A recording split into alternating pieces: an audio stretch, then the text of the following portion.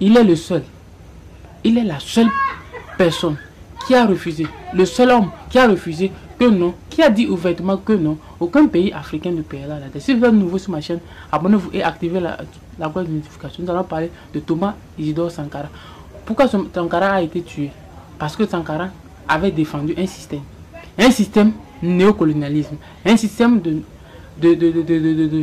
colonisation, de néocolonisation, qui avait pour but de retenir l'Afrique dans un système colonial. Donc, parce que quoi? Après les indépendances, les pays et les puissances colonisatrices ont demandé à ce que les pays africains, les pays indépendants fraîchement, payent la dette de la colonisation. Et au début, les indépendants, les pays ont commencé à payer la dette. Il y a les pays comme la RDC, ils ont payé chèrement. Il y a beaucoup de pays qui ont payé la dette. Et c'est ce qui a fait que le général de Gaulle, la France a fait tout pour détruire la monnaie de quoi? De la Guinée, qui a été fraîchement indépendant en 1900, avant les autres pays, par le général Sékou Touré. Donc, quand Sékou Touré a demandé l'indépendance vis-à-vis de la France n'a pas laissé carrément les feux ouvertes. Il a dit quoi? Non, je veux former un système pour détruire l'économie guinéenne. Et la France a tout fait, a créé des faux billets, il a injecté dans l'économie guinéenne et ils ont fait retarder l'économie. Il y a eu de l'inflation, parce que lorsqu'il y a beaucoup de monnaie, il y a l'inflation. Il y a beaucoup de moyens, de billets. Quelqu'un qui se retrouve avec beaucoup de billets qui ne travaille pas. Comment il peut justifier ça? Il n'y a pas de production, mais il y a beaucoup de billets. Donc ça fait que cette inflation a fait que l'économie guinéenne a été retardée pendant des années. Et c'est ça, la personne qui est venue pour détourner ça, c'est Thomas Sankara. Thomas Sankara, en 1984, à son arrivée au pouvoir, va commencer à dénoncer l'attitude néocolonialiste de la France envers les États africains. Donc, Sankara va dire que non, les pays africains ne peuvent pas payer la dette.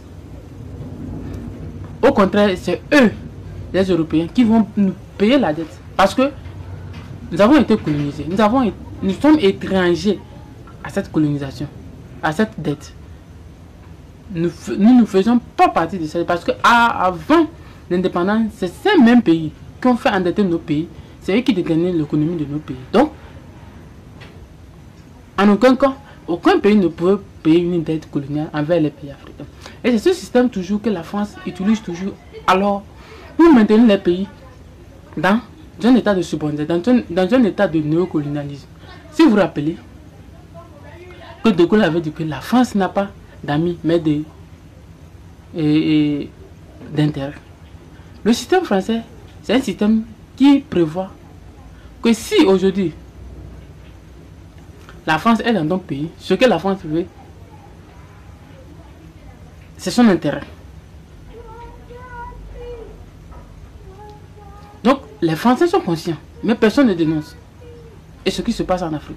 Mais pourtant, quand tu parles, on dit que non, moi je ne parle pas de les Français. Non, mon ami, les Français sont conscients. C'est eux qui ont lu. Ils sont les plus démocrates, les plus libres au monde. Ils peuvent lire quelqu'un qui peut dénoncer ça. Eux-mêmes, ils peuvent manifester et dénoncer ça.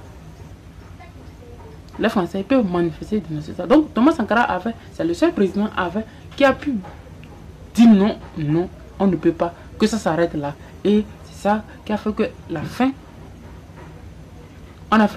mais on a tué Thomas Sankara quelques mois après, lorsqu'il a dénoncé la dette coloniale. On a enlevé sa tête.